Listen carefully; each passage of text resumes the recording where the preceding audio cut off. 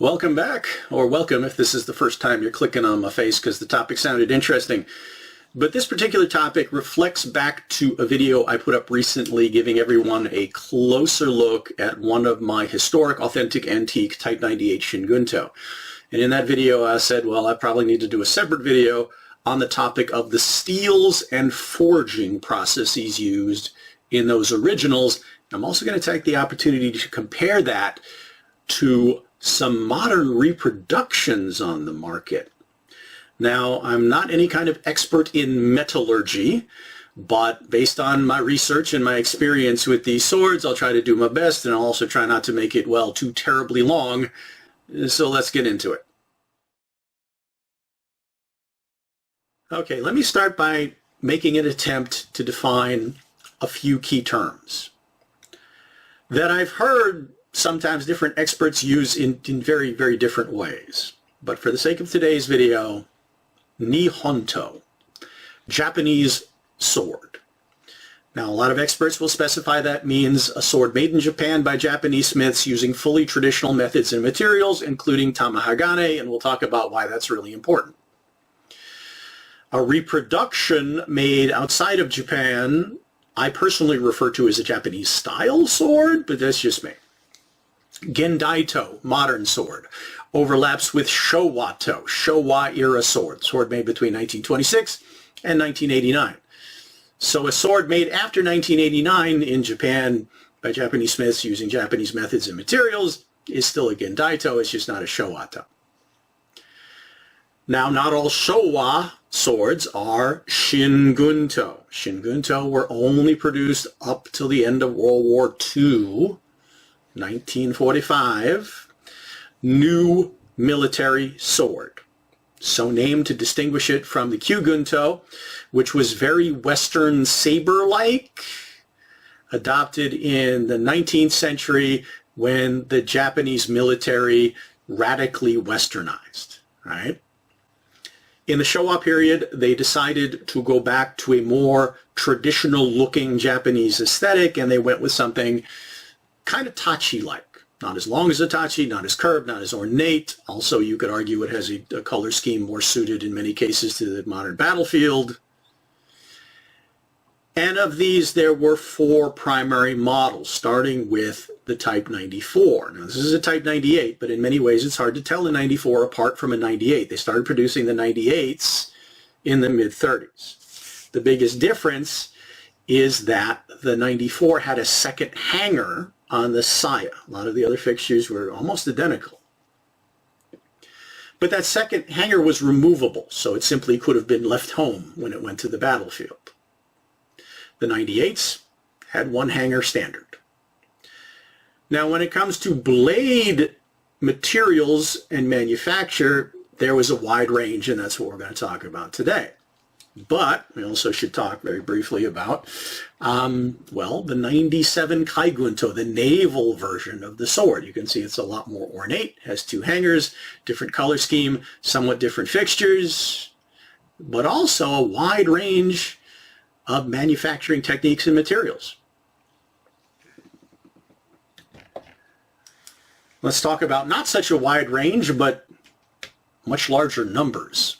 The Type 95 NCO Shin Gunto. These were universally machine-made, mono-steel, through-hardened, oil-quenched, and had Arabic numeral serial numbers stamped into them. Also, you'll see it has a solid one-piece cast tsuka that is designed to kind of look like it's got Ito and Same, but yeah, it's just one piece. They started being manufactured with copper tsuka, and then most of them wound up being manufactured with cheaper aluminum, more available aluminum, until towards the end of the war when those materials ran out, you'd see just a carved wooden piece. They sometimes refer to as a pineapple tsuka because of the diamond patterns on it. All right, let's talk about the different kinds of steels manufacturing processes. But first I need to talk about what happened in 1945 and why that's important. All right, this is the part of the conversation that gets uncomfortable for sword collectors like me. 1945, end of the war, Japanese surrender, all weapons turned in to be destroyed, including thousands and thousands of swords. Now, the Japanese government successfully argued that some of those swords were heirloom blades. And if you can prove that they were historically significant, they could be sent home. Japanese government also argued that some of those blades were indeed made with traditional materials, traditional methods by traditional craftsmen, and therefore were culturally significant pieces of art. Okay, if you could prove that, document that, they could be preserved, either sent back to their original owners or kept in museums. Anything else destroyed. So anything not made to that standard as a Shin Gunto is not going to exist in Japan. They're all pretty much anywhere else, taken as war prizes. They can never return to Japan because these standards, these laws, are still on the books today. You cannot have a shinken, a live blade in Japan, that is not traditionally made in terms of craftsmanship and materials and registered as such, or an heirloom. So no reproductions made in other countries, unless it's a blunt iaito. You have to show documentation of its history and or manufacture, and you also have to get permits and permissions to have one. I actually recently saw a very tragic video where somebody had bought a Japanese house and found a treasure trove hidden under the floorboards that included a perfectly preserved Type 98. But since it did not meet those standards of manufacture, he had to turn it over to the police, and it was destroyed.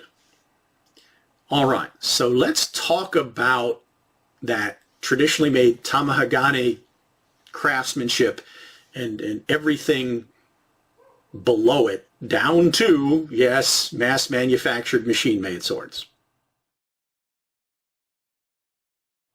All right, second potentially uncomfortable topic to cover today, at least for certain people, is I need to address a couple of myths around tamahagane. Traditional Japanese sword steel made out of ore that is sourced from iron sand that traditionally comes from Shimane. And iron sand is exactly what it sounds like. When you were young and playing in beach sand with a magnet and pulling out iron filings, imagine filling a bucket with those filings, taking it to a smith and saying, "Can you make me a fine blade out of this?" And he says, yeah, but it's going to take time and it's going to cost you. And if he succeeds, I'm absolutely going to agree that the result is a masterwork of art and engineering. But is it automatically superior to every other sword steel on the planet? And it's what you tend to hear in terms of the perpetuation of the myth. Saw a recent posting, "It's folded 4,000 times to remove all of the impurities and makes it superior to every other steel on the planet." Well, first of all, it wasn't manually folded 4,000 times. That's an exponential process. But guess what those steels that it's being compared to didn't have that needed to be folded out, right? What's important in the end result is the composition and structure of the blade, and that includes the alloy content of the steel, structure in terms of, well, how it's forged, folded, hammered, shaped, whatever, are there any flaws or inclusions in it, but also the crystalline structure that comes when you harden and temper it. And you also got to ask yourself what you're going to be using this thing for in terms of the properties it should have. Well, while we're at it, what about another myth about Shin Gunto cutting through machine gun barrels on the battlefield? I recently heard the same commenter say, "It's been documented." So I'm not necessarily doubting you, but I haven't seen the documentation myself. I've heard the rumor from World War II vets directly. It's out there. Anybody has any documentation of this actually happening, please put the link in the comments. I would love to see it. I'll probably feature it in another video. But I can imagine how it might have happened. If you're considering a lot of these Gunto came off the battlefield after a catastrophic Japanese loss, it probably ended with a banzai charge, right? Men short on out of ammo, making a last-ditch suicide run at entrenched enemy positions with whatever they've got left. Sometimes that's pistols and grenades, sometimes it's improvised weapons, sometimes it's bayonets, sometimes, yeah, swords. And the defenders, faced with this mass of suicidal bodies coming at them, expending ammunition until their weapons begin to catastrophically overheat. Their barrels are getting red hot. And in that moment, a Japanese officer makes it to your position, and that hardened steel sword cuts into that soft, red-hot gun barrel. Yeah, I can see it doing some pretty impressive damage. Now, why is he cutting the gun barrel instead of the guy behind it? Well, maybe that's all he could reach, or maybe he needs to knock the gun barrel out of the way so he can get to the guy behind it. I don't know. Again, if you got some documented photos or something, I'd love to see them. Put the links in the comments. Okay, finally to the question of the varying qualities of historic Showa Era Shin Gunto blades. And in answering that question, we have to consider two factors. What are they made out of in terms of steel, and what is the forging or manufacturing process that's being used? And there's a range of those. And speaking of that range, I'm going to go ahead for the sake of today's discussion and eliminate that top tier, elite, traditionally made tamahagane. Why? Because there's a whole lot of content on that subject out there already. We're talking about a process that goes back through the history of Japanese sword making all the way up to craftsmen who still employ it today. So I wanted to focus on everything you could argue is below that in terms of quality. Materials and manufacturing, not so traditional. These are the swords, remember, that cannot legally exist in Japan. They can't go home again. So they're out there on the markets, well, everywhere else. Let's start by talking about steel. Now, traditionally Japanese swordsmiths used tamahagane because it was what was available. Japanese islands notoriously short on mineral resources. They made do with what they had. They did a phenomenal job. But as they industrialized, they needed more resources. So unfortunately, they invaded their neighbors to get those resources. So in invading, occupying China, Manchuria, that gave them, among other things, a source of steel, which they used to further their war effort, continuing the cycle. Now, we're not talking about them mining and refining ore. We're talking about them first and foremost scavenging, recycling, upcycling, taking existing steel and repurposing it. And for you fans of Chinese-made reproductions, specifically talking Paul Chen, Hanwei swords, this is going to sound really familiar. Their first choice for good quality Shin Gunto blades was Paul Chen's first choice, Chinese railroad steel. Right? Railroad rails. And Paul Chen's efforts kind of gave that steel its own mythical quality. Oh, it's been out there for decades and exposed to the elements and constant impact and pressure from all the trains going over it and then the heat from the friction. Well, I don't think anybody's been able to demonstrate that it's a superior steel because of that, especially after it then goes through another forging process. But you do have a good, high-quality, resilient steel to work with. And we're talking equivalencies of 1566, 1095, T10, maybe 1085, 1075. And it's Chinese steel. Pretty much literally the same stuff that they're making reproductions out of today. It just didn't come out of the railroad ties. I think they've expended most of those by now.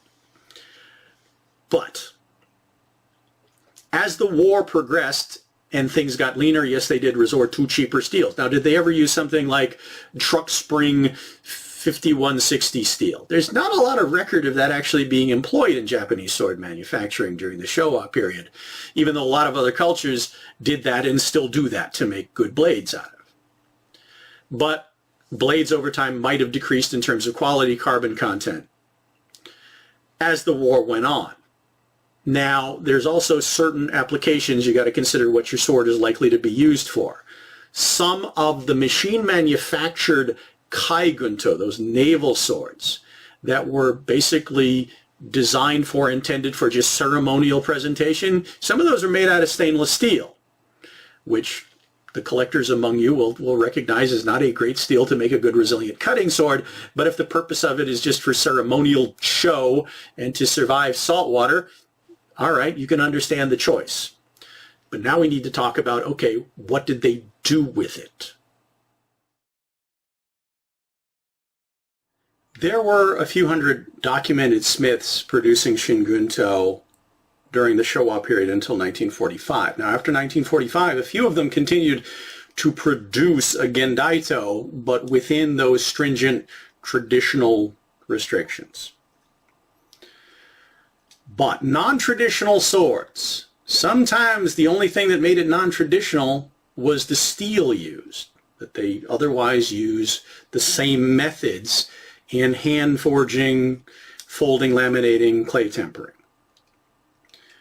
But I'm going to make a lot of comparisons to Chinese reproduction swords and all of the different tiers of quality of those, because, well, not only are we talking about similar steels, but similar tiers, all the way down to completely machined swords. These were usually the Type 95s, but also some of the 98s and 97s, where a machine did all of the milling and finishing out of a piece of bar stock. And that stock could be a variable quality. Hopefully it was decent carbon steel, but depending on where you were at in time and supply chain, it might have been, well, not so good. That sword was then oil quenched, through hardened, was not signed. The 95s had serial number stamped on them in Arabic numerals. Above that, though, you might get swords that get a little bit more human attention in terms of human finishing, shaping, polishing, still using a lot of power tools in the process. But yes, still through hardened, oil quenched. Think about the quality of the super budget entry level backyard cutter, the sword you would pay less than $100 US for, coming out of China, but still does the job. It's not a piece of art. Kind of like that. And again, that would cross over into some of the 98s and 97s as well. Above that, the term half forging starts to get used, where kind of like episodes of Forged in Fire you'll see, where it might be you've got a generally sword-shaped piece of bar stock that the smith cuts the shape, does some hand shaping, hand hammering, probably again uses a lot of power tools to get the job done in a short period of time, hand forges it, but yeah, probably still through hardened. Next level would be, well, taking a billet of steel and by hand with some help from power tools, hammering it out, hand forging it. This is where you start to get to say hand forging in the process, right? Hammering it out, shaping it, heating it, and then you might start to see clay tempering. Could still be oil quenched, might be water quenched, and that's going to result in a real hamon of different sharpness, but you're still not going to get much in the way of any hada. There might be a little bit from the hammering process that's gone through in terms of what it does to the grain of the steel, but yeah, you're not going to get the swirly layers that a lot of people like to see that say multiple steels were folded together. One thing to pay attention to here in terms of a caveat, a lot of us really like that straight Seguha hamon, but that was often a sign that, yeah, some corners were cut. Somebody basically, when they clay tempered the thing, just took a tool and uniformly scraped the clay away versus taking the time to make shapes and patterns and things. So a little less human attention. Doesn't necessarily make the hamon any weaker. Next level above that, they might be experimenting with forge welding, taking different grades of industrial steel, and one of the most common patterns in the Shin Gunto was the Kabuse Katai. Softer, lower carbon core, and then a tent of higher carbon steel around it, forge weld it together, shape it out by hand. Again, you're allowed to cheat using some power tools. hand finish it, clay temper it, usually at this point definitely getting into water quenching. So yeah, it's got a different level of resiliency, probably a little beefier in the process. That's what I believe this one is. It's a beefy sword. It seems to have the resilience and the fine patterns that result from that kind of treatment. It does have the real Seguha Hamon, but I still think it's fundamentally two different grades of mono steel forge welded together. Above that, yeah, smiths are going to start experimenting with, well, folding different grades of modern steels that they can get their hands on to create those real hada. And then you might get into some fancier hamon while they're at it. And then they might also take the opportunity to, yes, do traditional patterns of lamination. 3-layer, 5-layer, 7-layer. They're not going to be common, but yeah, some smiths developed a reputation, and your collectors might be able to identify certain signatures of smiths that had that reputation, but that doesn't mean every sword they made is of the same quality. A lot of times it also depends on when they made it, what their supply chain was like, how rushed they were to put it out. So when you buy something off the reproduction market, you tend to hopefully have some sense, at least if you have some faith in the vendor, that there's going to be some consistency in what you're going to get. In historic Shin Gunto, you're never necessarily completely sure unless it's something you can see on examination. So look for grain patterns, look at the hamon, look at the signature, look for any flaws or inclusions. It's some kind of folding process was rushed. You see a lot of that actually in folded, laminated Shin Gunto. There's some sloppy spots. Does all that extra work make for a better performing sword? Well, it makes for more of a piece of art, I would say, but not necessarily a better performing sword.